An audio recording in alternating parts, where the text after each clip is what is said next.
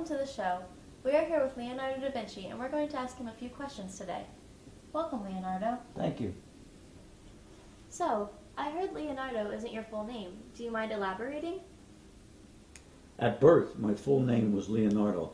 That's it. Da Vinci simply means of Vinci, which is where I was born. So I distinguished myself. I added Da Vinci, as my father did.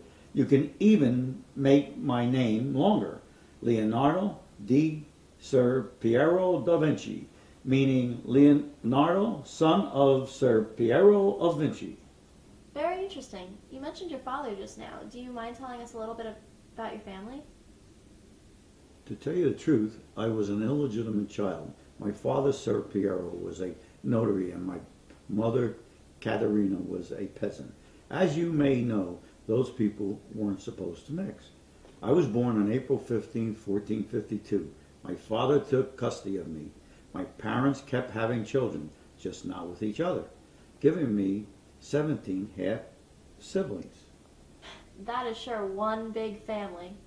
Do you mind telling us when you started your artistic career? I apprenticed the renowned workshop of Andrea del Verrocchio in Florence when I was 15 years old. However, Vinci has a long artistic history, so I was exposed to art my whole life. I was also one of the first artists to use perspective and make realistic paintings. Many artists followed my lead. Everyone knows about your famous painting, the Mona Lisa. Can you give us some information about it? Who's the portrait of? The painting took me 4 years to complete. I started in 1503 and painted on popular wood. I never sold the portrait. As to who the subject is, I would like to remain a secret.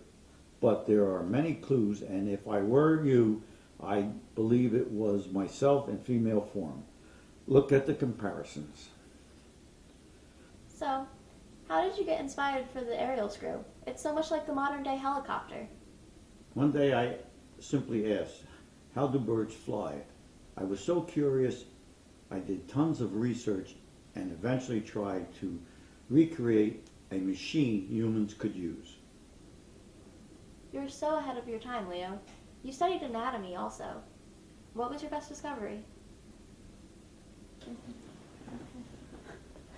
Well, I'm most known for my painting, Vitruvian Man. When it comes to anatomy, I love dissecting bodies for 30 years with my partner. So, what religion did you study? I'm a faithful Roman Catholic. You can see this from many of my paintings. I've painted angels, Jesus Christ, and have painted in some of the most famous chapels.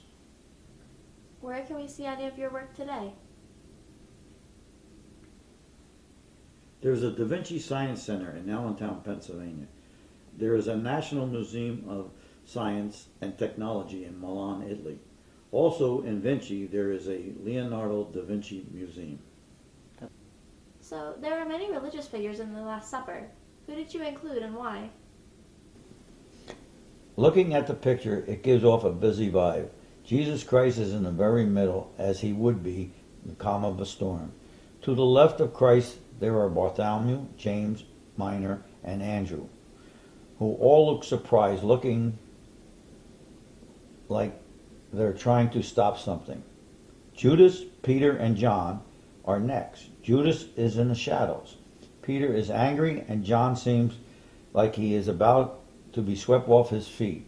To the right of Jesus is Thomas, who is annoyed. Then comes James Major, who looks shocked, and Philip, who seems to be looking for clarification of something finally. There is Matthew, Thaddeus, and Simon. This part of the picture makes it seem like the other two go to Simon when they need help. Just flawless. What is your favorite quote that you said? I love those who can smile in trouble, who can gather strength in distress, and grow brave by reflection.